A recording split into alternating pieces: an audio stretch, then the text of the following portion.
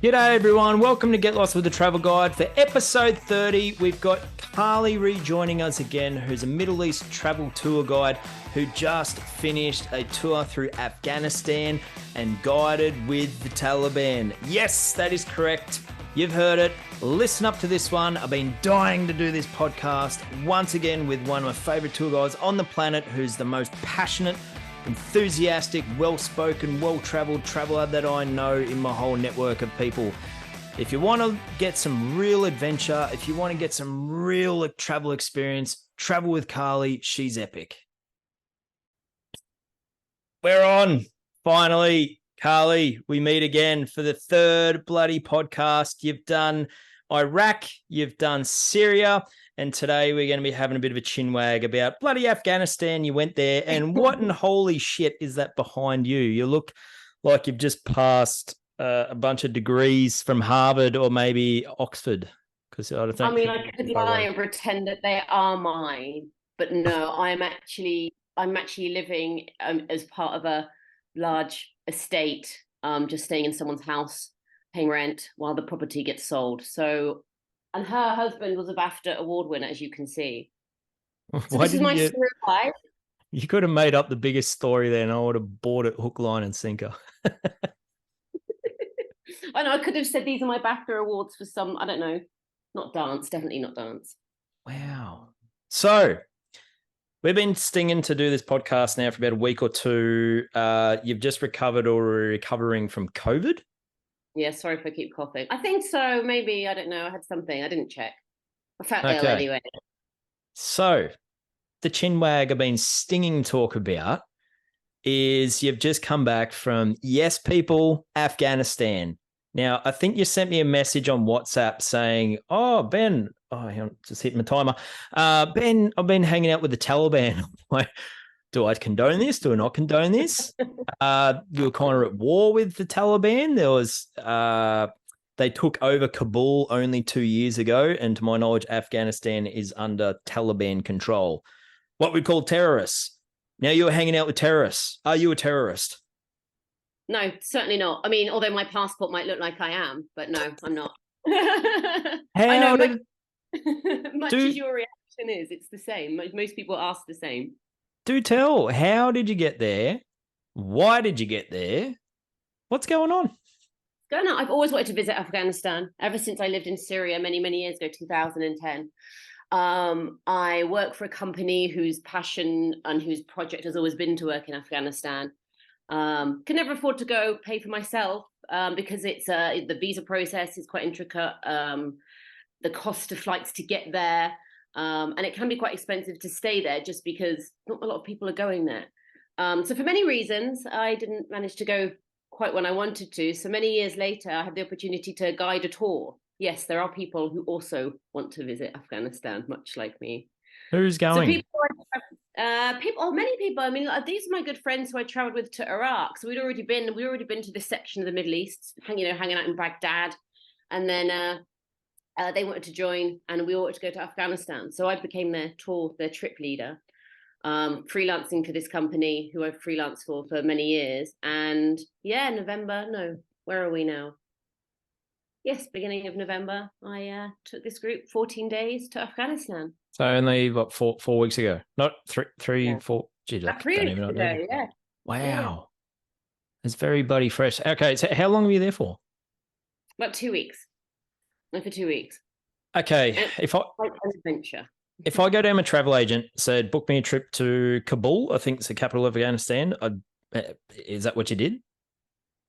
Well, through the company, they sort out all of the logistics, but we have to fly initially. We have to then fly into Peshawar in Pakistan. We have to spend a night there in all of its hecticness. We have to get our Afghanistan visa there. Us ladies have to wear the full burqa and sit waiting for hours. We then get our visa, spend a night in Peshawar. Next day we fly from Islamabad into Kabul with our visas. So there's no way we can get a visa back in this country. This is the way we have to do it. This is the process to get into the country. Do you know why? Do you understand? I might have some tough questions for you. I know you're not a politician, but we're just trying to understand it. I mean, terrorists arguably took over the country. don't really know their political situation, to be fair, but how is that? How you? Why do we know why we can't get a visa from Australia or from the UK? It's basically, I mean, as you know, like terrorists have taken over. I mean, the country itself, no one really knows what is happening. It's in a moment to moment situation. The Taliban itself are trying to basically get into these positions. A lot of them can't read and write. They're trying to get into these positions, the Ministry of Tourism, Ministry of Affairs, whatnot. They're trying to, and people working in the embassies are the same. They're trying to learn from the previous employers what to do because they are taking over essentially, but they are learning. The people who are being, who are having to lose their positions, they're losing their jobs. They're learning. The situation is very organic essentially. But in a situation with the embassies, it was the same when I was in Syria. There are no representatives in the country, so they're not basically the British. The government in Britain would not allow. They don't want to be sending people to Afghanistan, much like in Australia. So there is no representative to say, yeah, here's your visa, go and enjoy this country. So we have to get it via other means. You can also get it in Dubai, I think. But yeah, it's only possible to get it from probably outside our countries that aren't recognizing travel. So when you turn up to a country, you need a type of a visa to work there or to holidays. Do you tick the box? Hey, I'm here to have a vacation. Tourism, yeah, pretty much. Is that how you do it? Yeah, and people will ask people, when we get into Kabul, they say, "What are you doing here with this?" Even when we pass the Taliban on checkpoints, they're just like, "What? Why?" And they just sort of, it's kind of a disbelief, like, "Okay, just go and look at this stupa or this monument, enjoy." Did any locals or the Taliban actually try to ask, or do they speak English well? And do they actually follow through with this question? They don't. Depends. Some of them more so. Sometimes we'll pass through certain counties, essentially, or certain states, and then we'll meet the head Taliban in that area, and he might have to say a couple of words. Those that we don't see that are a lot higher up are a lot more well educated, but those that we meet along the way at the checkpoints, not so. Some might be able to speak a little bit, but predominantly they can't read and they can't write. So they're just essentially troops. Yeah, essentially. Like these are the Taliban are. Well, sorry, someone's calling me. I'm just going to hang up on that person. Here we go. Where'd you go? Lifestyle. Oh, where are you? Hang on. We're still recording. Yeah. This is how high tech this podcast is. Can you see me and hear me? It says recording. Yeah, I think so. Oh man, hang on. I'm still here. Yeah, I'm just sorry. I just got a message. Hang on, how do I do this? Sorry, people. This is what happens all the time. We got back. We're there again. Hi. Thank you for your patience. I am not a tech wizard at all. Just a kind reminder to the people listening, this podcast, $0, zero budget, keeping it raw as absolutely possible. Speaking of my rawness, is my bloody memory. Remember where we were last off to? We'll be able to try to pick up where we left off. Yeah, we were talking about Taliban, but we were talking about how, I think you'd said that they're essentially army troops. They're essentially soldiers. Yeah. Yes. They are. Yes. When the Soviets invaded, the Mujahideen, the Afghan soldiers, these Taliban that we see along the checkpoints now, these young guys, their fathers were fighting. Their fathers are soldiers. A lot of these people were soldiers. A lot of these guys have been, brought up in environments where they're trained to fight. This is it. They are fighting for their country. They're standing on these checkpoints. They don't know how to read and write. They are supporting this version of Islam and trying to keep everyone in order, doing that essentially. I think there was a point where Australia, Britain, United States were all allies with Afghanistan or allies with the Taliban because they were fighting the Soviet Union. Yeah. Rambo, he went in and fought with the Taliban in Rambo 3. I think it was. Did he? Yeah. Sylvester Stallone. That's when they were the good guys fighting those bloody Russians, and then the tables have turned. Yeah, well, that makes perfect sense. So they're just used to if they're war torn country, it's I guess it's what you're used to is fighting. Well, yeah, and this is kind of what's sad. This is why I find these countries fascinating, which is why I've always wanted to visit Afghanistan. It's not, I don't go to these countries for any like war tourism, but essentially what has happened in countries that have been taught by war is a story. And that's what I've always, when I go to Afghanistan, I want to visit the people. I want to know what happens here and to truly feel that. And a lot of these young men were their mothers died, their fathers died in war, in the invasions. Afghanistan has a really turbulent, horrific past. All these people that I would travel with, my guides, the drivers, the people we meet along the way, people are old, they've had such hard lives, that the poverty, the famine, and a lot of these lads don't have any homes, essentially, and they are then taken to the borders between Afghanistan and Pakistan, or they have refugee camps because people would flee from Afghanistan. So they grow up in these refugee camps. Predominantly men are separated from women. They then have these madrasas, these schools of strict Islamic thought. So they're brought up with, maybe no parent or lost parents or grief stricken. They then learn this, this is how life should be. Women are seen as, but they're not even exposed to women necessarily. And if they are, women are, I wouldn't go so far as to say the devil, but there's certainly temptresses, or they should be covered up. They have their place. And then that's all they have in their lives. And then it's like, right now you're older, essentially what else do they have? Their lives are very narrow, it's very sort of blinkered for them. That's their devotion. It's Islam, it's keeping Afghanistan as our country, and that's all they know. You've got any sort of child is going to experience trauma, you would think, a majority under those circumstances. You're losing your parents being murdered or killed in combat, and you got this biological connection with your parents. So if they've been murdered, well, who killed them? It was the enemy. So you're going to possibly have this trauma, or maybe even hatred, to evolve or join a terrorist organization. And essentially, the Taliban itself, as I said, I'm not a politician, and sometimes, the ins and outs of it, I think they can get quite complex. But ultimately, the Taliban want to be recognized as a government. They want, they want to be respected. So when we travel, it is safer to travel in Afghanistan now than it was 2 years ago, because the opposing force, which was the Taliban against the government, are now the government. So there's no one. There are still problems. Don't get me wrong. There are still, it gets very complex with the Sunni and Shia, and different factions of the Taliban. But it is safer now. The Taliban, they don't want problems. They want their country. They're basically trying to survive in this country. They want people to be safe. They don't want people on the streets doing opium. They want to try and, they want to be recognized to be ruling this country in a decent way. Their version of it is slightly different to ours. We're in the 21st century. They're still back in the 7th century where Prophet Muhammad was living. How did you prepare for this? Like, did you just Google this, or did you go on the street? Did you fly? How many people did you have? And what happened? You touched down in Kabul.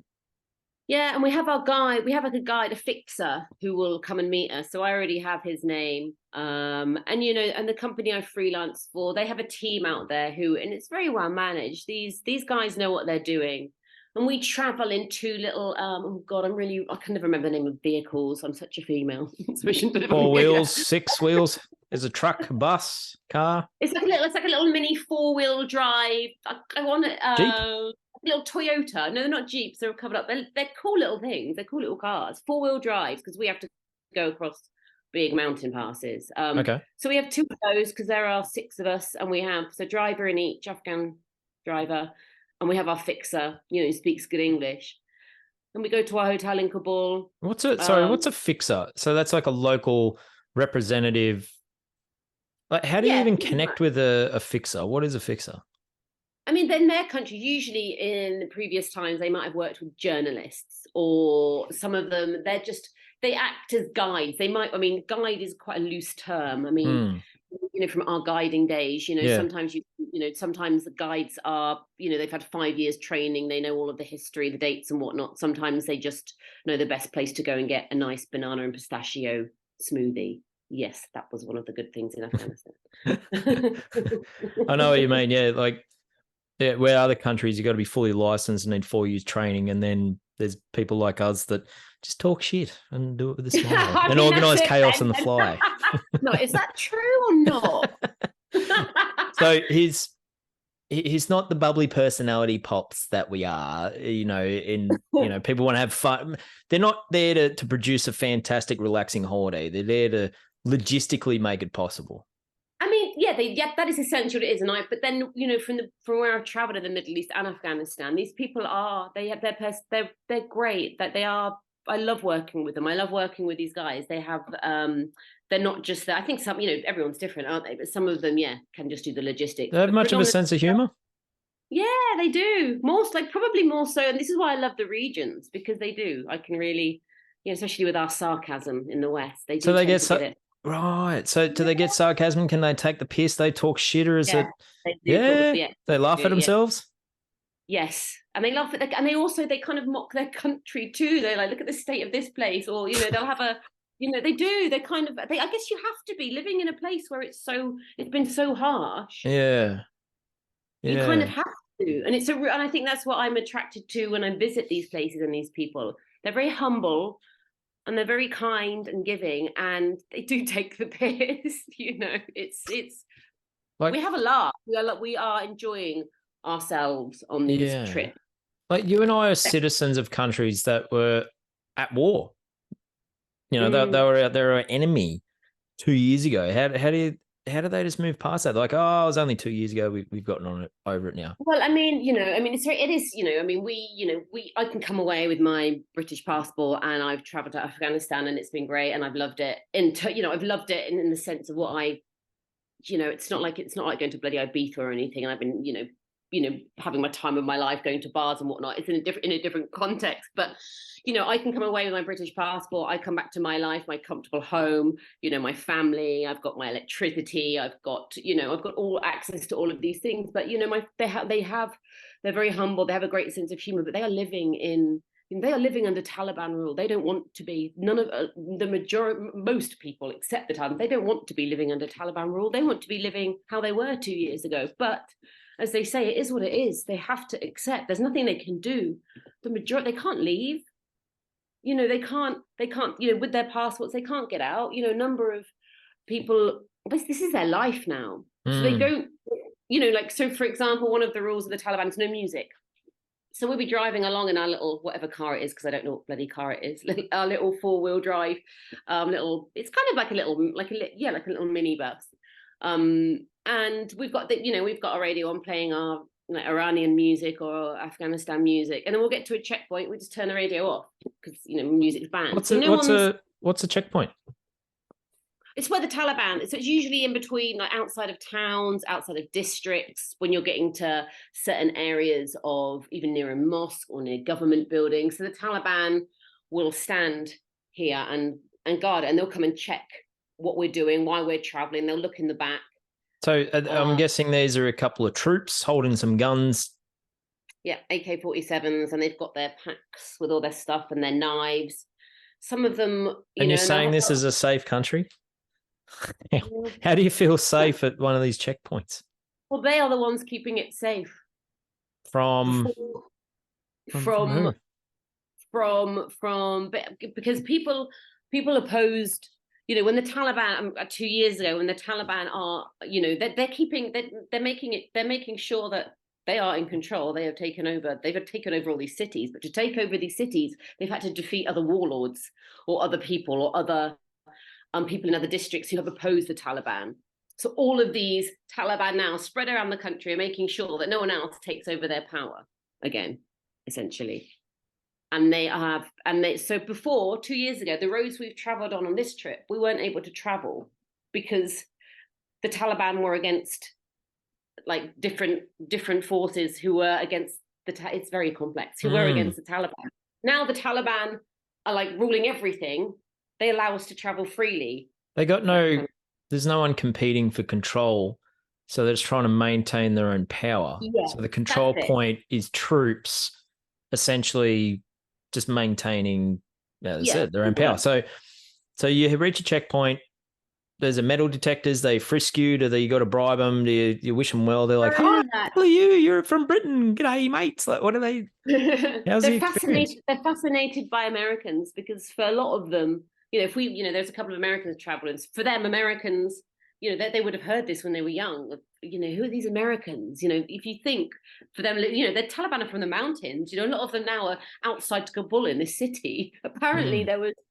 I mean, it is, we can have a laugh about it. But when some of the Taliban first came to Kabul, and they'd never been to they got some, not to the right, like fun fairs. So there were photos of the Taliban at the fun fair. They'd never experienced this. And you would see pictures in the news of what the hell? These guys have just taken over Kabul with their guns. They're whizzing around eating candy floss at the local fun fair. So they're adapting to their lives in the cities, but they are from the mountains. So they see us ladies, and it's quite fascinating to witness. They're kind of indifferent to us as women. We've got our headscarves on. We have our long abayas on. Everybody's skin is covered. Do you feel like that's done in a respectful way, or you feel second class?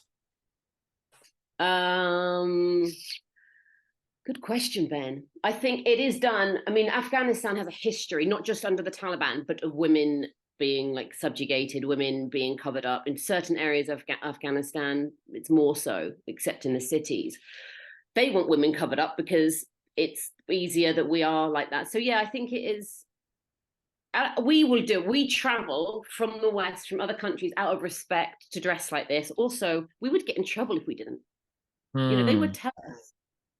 And people are worried. So from the previous time when the Taliban took over in the early 2000, was it? Women were beaten on the streets for not abiding by the rules, for not being with a man. And this was everybody's fear when the Taliban took over this time. But I think the Taliban take over this time, it's as if they've had to go away and think about, right, we kind of can't do that anymore. But women, there are women still wearing I'd go through when we exited to fly out of Herat, and this Afghan woman had this sparkly pink lipstick on, and her headscarf was back here, and she's like, Taliban don't like this. People are kind of trying to be defiant in their ways, but they don't like that, and we do have to sit a bit quietly in the back, and Can you imagine someone I know the Gold Coast. Right? Can you imagine a Gold Coast girl turning up with the lip fillers and the fake lashes going, oopsie boopsie, through the checkpoint we go. I'm a self-empowered woman. No one's going to tell me what to do. Fuck you. How would that go down? I think it would. I think there would be disbelief, but I think they would tell her. I mean, they will. They don't want, and that's what I'm fascinated by, the mindset of the Taliban. Essentially, they see us. They're not even, I always think, God, are they kind of intrigued by us? But there's kind of an indifference. They want the women. They sort of look at us like we're kind of nothing. So at these checkpoints, they just check our passports, check the papers, ask where we're going, kind of look in the back, chat away. Some are more, a bit fiercer than the others, but I never felt threatened in that way. And then, was your space respected? Yeah. Yes. Yeah. Honored, yeah. You're second class, but a man can very feel empowered by, hey, you're a woman and you're mine. I'll protect you, in that sort of mindset, because you're not quite equal. Oh yeah, there definitely is that women are not equal. For example, on each trip it will change because the rules, no one really knows. It's all trying to slot into place. So we would visit on our trip. We visit. It's called Bandi Amir Lakes, beautiful lake set up near Bamiyan, in the mountainous. Well, I mean, Afghanistan is predominantly mountainous, but in the northern part of the country. I'm glad you're telling some of this stuff, because I'm focused on all the shit reasons and the harsh reasons, which is part of traveling, which is part of the experience. But yeah, so there are some good reasons, like touristy places to visit. Yeah. And I mean, and the, you know, but in this region, for example, we are due to visit these lakes today, take a little pedalo out. You know, families used to visit, but in the last 2 months. Sorry, what's a pedalo? What's that? No, I thought this was like a thing it's like a really crappy little boat that you sit in and you pedal. It's shit, but like we don't really. That's why. Oh, sorry, this is British Australian terminology. I'm a little bit lost in translation. I know what you mean. A little paddle boat with your feet. That's a pedal boat. Yeah, that's it. Yeah, gotcha. Sorry, my bad.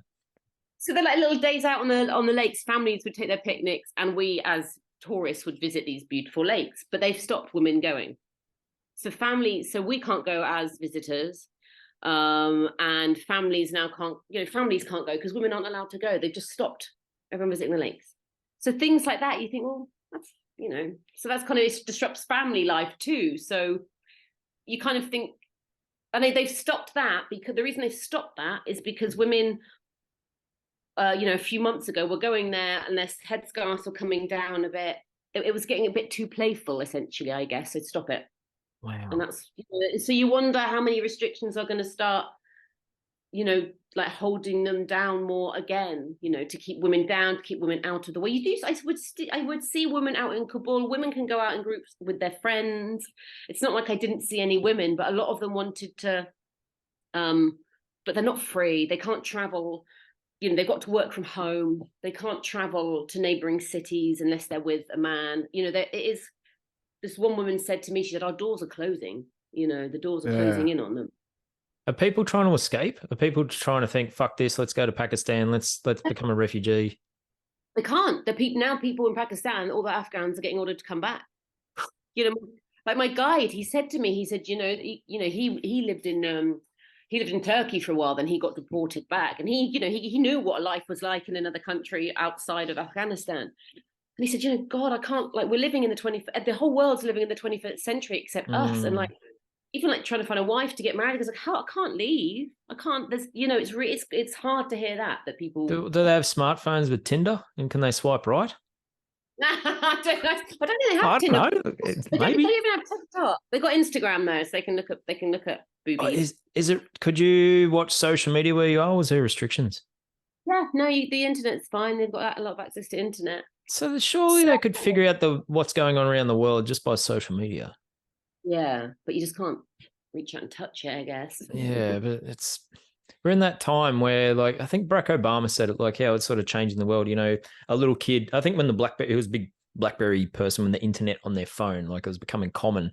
In a remote third world place, you can self-educate yourself to a degree of learn, I mean, Google knowledge, go on Wikipedia and acquire knowledge, or figure out what it's like in the outside world, or do a podcast like we're doing, like how the information's changing so rapidly with education. But as you said, like, you can't leave home. You're stuck at home. Hang on, are they working hybrid roles? Is that what you mean? Yeah, like, and they can't, and also even the women cannot, like, after maybe about sort of 12 or 14, women, no education for women, but also there's no, even if men can still go and study, but for what? There is no, all the Taliban are getting the positions of power now. They can't leave. So they're probably like, fuck it, what's the point in studying? So yeah, like, well, we can't study. And it's like, well, what should we do? Well, we can't even sit around and smoke shisha because that's been closed too. Yeah. Can't even go to the lake now. So what's on a day-to-day level? How do they pass time? What's the thing to do? The thing to do, they drink tea, they sit with their families. I mean, it's all very community-based within the Islamic, within the Islamic world anyway, a lot of it, people, big families. So they have, have that at least, we don't maybe have that so much in the West. Our families are very fragmented. They will, big dinners, big food, families all living together. And they have no idea what their future, I know we don't in life essentially, but at least we have an idea of, we might save a house. Like my friend said to me out there, he said, we all of us have to try and have a certain amount of money aside, not for the pension pot, but in case the country gets like invaded again, in case we have to leave again, in case we have to run, in case we have to, it's so unstable. How do you purchase, like, did you get some British pounds and go to the currency exchange and get cash? How did you go to the ATM? How does it work? No, no ATMs out there. Much the same in Iraq and Syria. Like it's just cash then. So we meet a currency dealer on the black market who will, trade our money. We take dollars, we take pounds, trade, get an exchange rate then, and then yeah, we our day to day is, we spend a couple of nights in Kabul. We visit certain sites in Kabul, then we head out. We had a couple of internal flights. Internal flights. Who's operating those? Air. Can't say I've heard of them. So that's an Afghan's got an airline. Yeah. So, and I think like and they fly internationally. So when we left, we flew out of Kabul to Dubai. So, the aircraft has to have certain standards to be able to fly into these, It's not that third world. Like if you got pilots in there to be able to operate an aircraft, have runways, electricity, you got internet, you got. It's very clean as well. I was surprised how clean the country was. It's a beautiful country. But like for example, like the internal flights. I mean, God knows what the safety's like on those planes. I didn't really want to think about it when I was getting my free little fudge. I mean, but so yeah. How was the airline food? Not bad. I got a free fudge. I was happy. Actually, that is one of my key questions, the food. So, Tesco's in the UK, Morrison's, it's highly preserved shit. Same in Australia. I would imagine it's fresh produce. Is it like import foods or are they growing their own? Can you buy some opium down aisle 5? Yeah, yeah. Or is it all markets? I did ask. Yeah, they have the best pomegranates. They are from the southern part of the country, Kandahar, and pomegranate juice everywhere. And then we'd be having the best banana milkshakes I've ever had. So a lot of out in the desert regions and in the south, a lot of fresh produce. I've seen cauliflowers. They were huge, big. And these are just screech, and they're better than we'll get in our supermarkets. Also, from our supermarkets, it's from bloody America anyway, but. It's from there. And are they there to rip you off? Do they spot you as a tourist and they're like, all right, we're going to jam this person? Or are they actually respectful? Like, hey, so good to see someone else from another country spend some money and help the economy. We're going to show this person love and respect. Oh, they do all the time. I mean, because they have such big families and they always buy, they won't go and buy one banana, they'll buy 1 kilo. And us as we're like, I just want 1 banana today. I'll ask for one. And they just look like, what the hell? Just have it. Have them all. They won't. So we never get charged for a lot of things. They're very generous. Wow. Yeah. And a lot of them want to tell their stories. A lot of people do want to, and the guide would translate. We meet a lot of people who are, I think they see people from the West, and maybe it gives them a bit of hope that it might be a bit normalized, that, maybe our country is a bit safer now people are coming. Yeah. But then also, yeah. Sorry. Yep.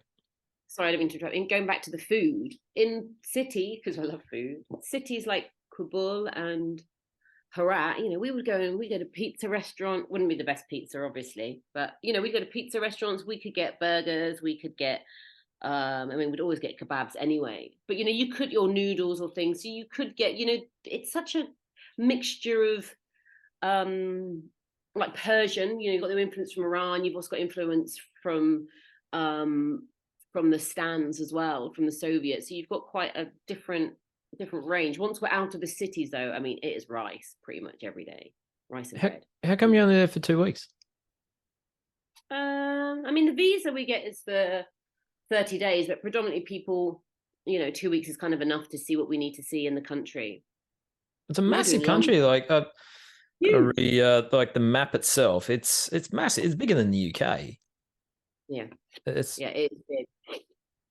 So you're flying to Kabul and then you on 4 drives and you go road tripping for destination, go paddleboarding, go to markets. What else do you do? How do you spend 2 weeks there? We went to, so one of the road trips we had, where did we go from? I have to remember. We went from Mazar-e Sharif. We drove from there to Bamiyan.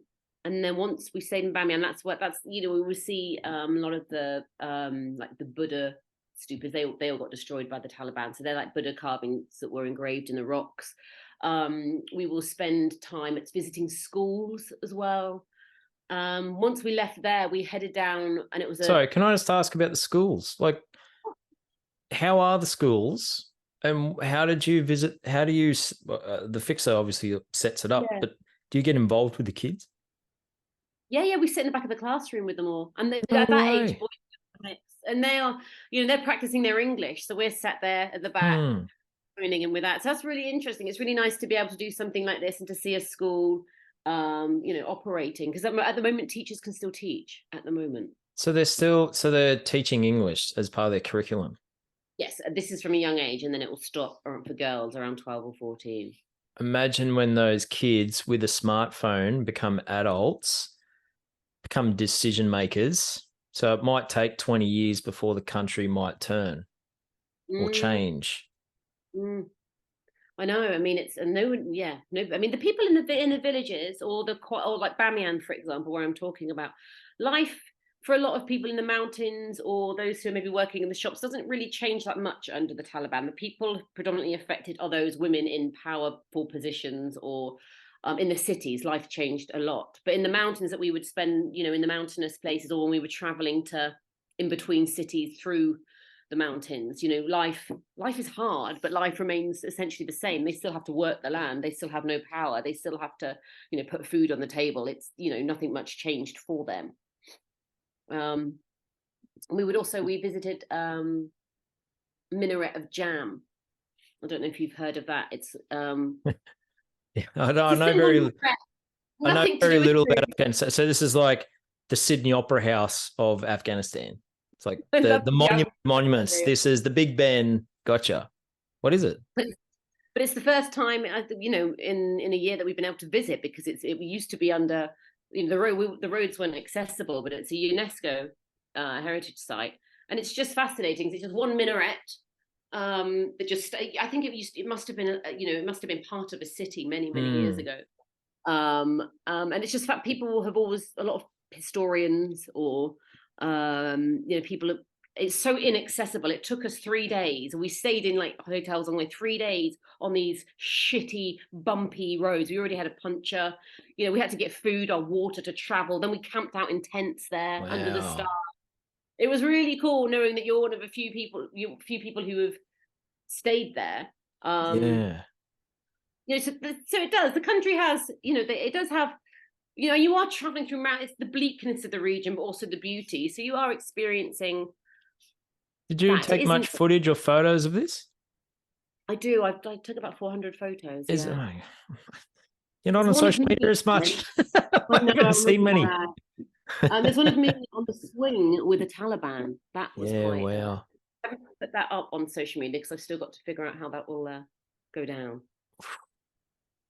That is so fascinating. Yeah, you got to send them through. Like, people that's listening, bombard Carly's DMs and please upload more. Oh my God, I want to learn more and more. A couple more questions, because time is wrapping up, because I have not subscribed to the I'm doing this for free, people. I'm still not paying for this podcast and still make money out of it. Oh dear.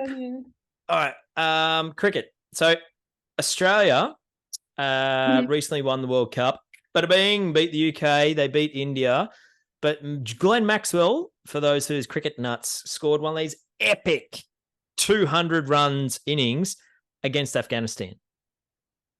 Is there cricket all throughout Afghanistan? They love it.